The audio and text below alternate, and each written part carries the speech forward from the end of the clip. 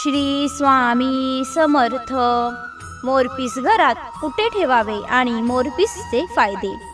आपल्यापैकी अनेक जण शोभेसाठी म्हणून का होईना घरात मोरपीस ठेवतात. मोरपीस आकर्षक तर दिसतेच, पण त्याचे ज्योतिषशास्त्रानुसार काही फायदेही आहेत. मोरपीस घरात ठेवल्याने ते फायदेशीर ठरू शकते असे काही जणांचे म्हणणे आहे. एक मोरपीस आपले भाग्य बदलू शकते अशी काहींची धारणा असते, पण त्यासाठी हे मोरपीस योग्य दिशेला ठेवणेही गरजेचे आहे. 1. घराच्या आग्नेय कोपऱ्यात मोरपीस लावल्याने घराच्या उत्पन्नात वाढ होते, तसेच घरात अचानक कोणतीही पीडा येत नाही. 2. एखाद्या मंदिरातील राधाकृष्णाच्या मूर्तीच्या मुकुटात मोरपीस 40 दिवसांसाठी लावावे. त्या मूर्तीला तूप साखरेचा नैवेद्य दररोज दाखवावा आणि 41व्या दिवशी तेच मोरपीस घरी आणून घराच्या तिजोरीत ठेवावे. यामुळे घरात सुखसंपत्तीचा प्रवाह वाढतो अशी धारणा आहे. 3. कालसर्पदोष दूर करण्यासाठीही अपार शक्ती मोरपिसात असल्याचे म्हटले जाते. ज्यांना कालसर्पयोगाची बाधा झाली आहे त्यांनी सोमवारी रात्री आपल्या उशीत 7 मोरपीस टाकावीत. दररोज झोपताना याच उशीचा वापर करावा. तसेच आपल्या घराच्या पश्चिमेकडील भिंतीवर कमीत कमी 11 पिसे असणारा पंखा लावावा. 4. मस्तीखोर मुलांना शांत करायचे असल्यास तुमच्या घरातील पंख्याला काही मोरपीस बांधा. पंखा फिरताना मोरपिसांद्वारे आलेली हवा तुमच्या मुलाला शांत करू शकेल. 5. नवजात बाळाच्या डोक्याकडे नेहमी एक मोरपीस ठेवा. यामुळे बाळाला नजर लागण्यापासून त्याचे संरक्षण होऊ शकते. 6. मोरपंखाविषयी अनेक गोष्टी सांगण्यात आल्या आहेत. त्यापैकी एक म्हणजे मोरपंखाला सर्वोच्च स्थान म्हणजेच भगवान श्रीकृष्ण यांच्या मुकुटात मिळाले आहे.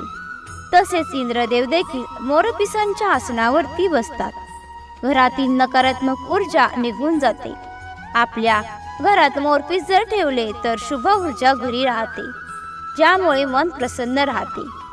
7. आपल्या परिवाराला एकत्रित ठेवण्याचं काम मोरपीस करते, म्हणून त्यासाठी मोरपीस हे नेहमी एकत्रित करून घरी ठेवावेत.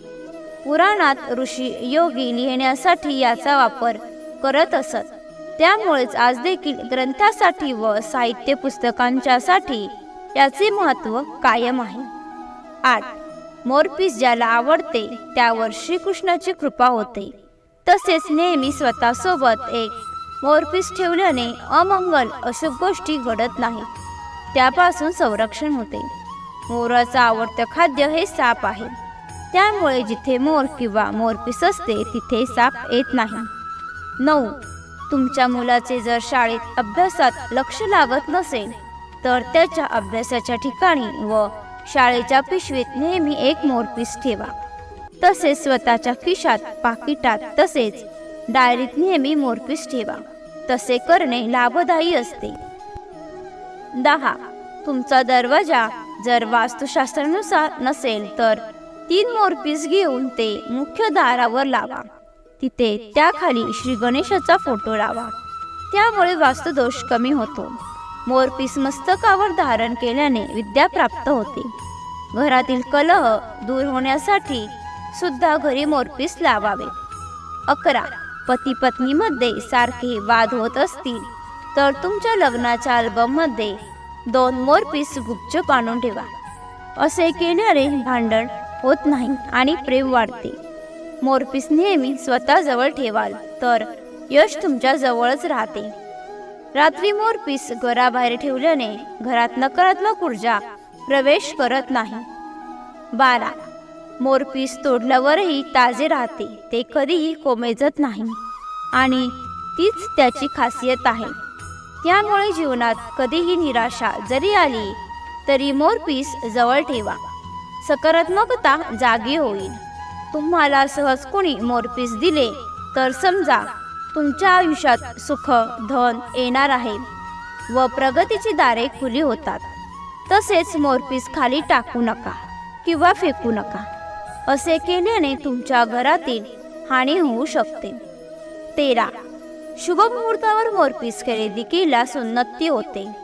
आग्नेय कोपऱ्यात नेहमी मोरपीस ठेवल्याने घरात सुख व समृद्धी येते. तसेच तुटलेली किंवा अर्धवट मोरपीस खरेदी करू नका अथवा घरी ठेवू नका. नेहमी श्रीकृष्ण जप करत मोरपीस घरी आणा. त्यामुळे मनाला शांती मिळते. त्यामुळे मन नेहमी प्रसन्न राहते व कामात यश मिळते. वर दिलेली माहिती व उपाय हे सामाजिक आणि धार्मिक मान्यतेच्या आधारावर दिलेली आहे. यामागे कोणतीही अंधश्रद्धा पसरवण्याचा किंवा त्यास वाढ देण्याचा उद्देश नाही. यामुळे कोणीही तसा गैरसमज करून घेऊ नये. तुम्हाला ही माहिती आवडली असेल तर लाईक करा आणि शेअर करा. तसेच अशीच माहिती नेहमी ऐकण्यासाठी चॅनलला सबस्क्राईब नक्की करा. श्री सद्गुरू स्वामी समर्थ. धन्यवाद.